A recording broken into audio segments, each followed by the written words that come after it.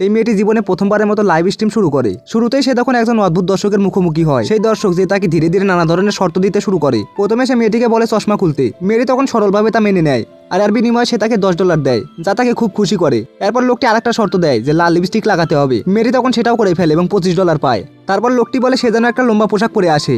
মেয়েটি তখন আবারও রাজি হয়, এবার সে $50 পায়। এভাবে ধীরে ধীরে মেয়েটিকে আরো গভীরে টেনে নেওয়া হয়। এরপরে লোকটা একটা বড় প্রস্তাব দেয়।